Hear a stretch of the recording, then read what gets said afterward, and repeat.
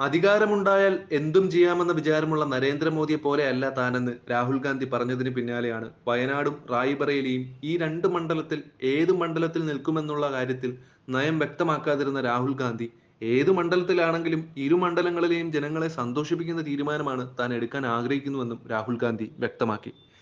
ഭരണഘടന കയ്യിൽ പിടിച്ചുകൊണ്ടായിരുന്നു രാഹുൽ ഗാന്ധിയുടെ ആ പ്രസംഗം. മോദിയോട് പരമാത്മാവ് സംസാരിക്കുന്നത് പോലെ തന്നോട് ആരും സംസാരിക്കാറില്ലെന്നും പ്രധാനമന്ത്രിയെ പരിഹസിച്ചുകൊണ്ട് രാഹുൽ ഗാന്ധി പറഞ്ഞു.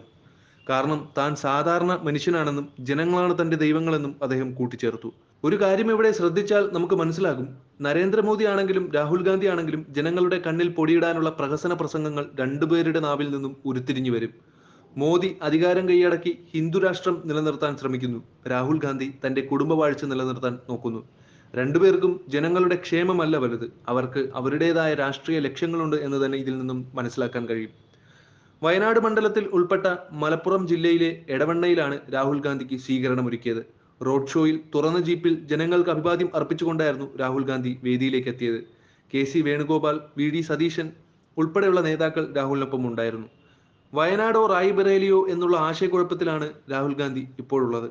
ജനങ്ങളുടെ അഭിപ്രായത്തിനു വേണ്ടി രാഹുൽ കാത്തിരിക്കുകയാണെന്നാണ് ഇപ്പോൾ അറിയാൻ കഴിയുന്നത്.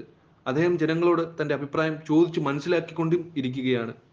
ഇപ്പോൾ പ്രധാനമന്ത്രി എടുക്കുന്ന തീരുമാനങ്ങളൊക്കെയും അദാനിയുടെയും അംബാനിയുടെയും തീരുമാനങ്ങളാണെന്നും പ്രധാനമന്ത്രിയെ രാഹുൽ കളിയാക്കിക്കൊണ്ട് പറഞ്ഞു.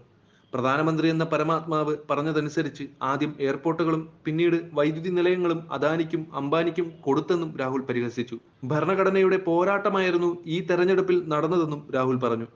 ഈ രാജ്യത്തെ ഓരോ ചരിത്രത്തെയും പാരമ്പര്യത്തെയും സംരക്ഷിക്കുന്നത് ഇന്ത്യൻ ഭരണഘടനയാണെന്നും കേരളത്തിലെ ജനങ്ങൾക്ക് കഥകളി ആസ്വദിക്കാൻ കഴിയുന്നവരാണ്, അവർ നന്നായി മലയാളവും സംസാരിക്കും. ഈ അവകാശങ്ങളെയെല്ലാം സംരക്ഷിക്കുന്നതും ഇന്ത്യയുടെ ഭരണഘടനയാണ്. ഭരണഘടന രാജ്യത്തില്ലാതായാൽ കേരളത്തിലേക്ക് ആർക്കു വേണമെങ്കിലും വന്ന് മലയാളം സംസാരിക്കാൻ പാടില്ലെന്ന് ആജ്ഞാപിക്കാനും കഴിയും. കേരളത്തിന്റെ ഒരു പ്രത്യേക പാരമ്പര്യം പാടില്ലെന്ന് പറയാനും കഴിയും. എല്ലാ ജനങ്ങളുടെയും ചരിത്രത്തെയും പാരമ്പര്യത്തെയും സംരക്ഷിക്കുന്ന ഇന്ത്യൻ പോരാട്ടത്തിൽ വിജയിച്ചെന്നും അദ്ദേഹം കൂട്ടിച്ചേർത്തു.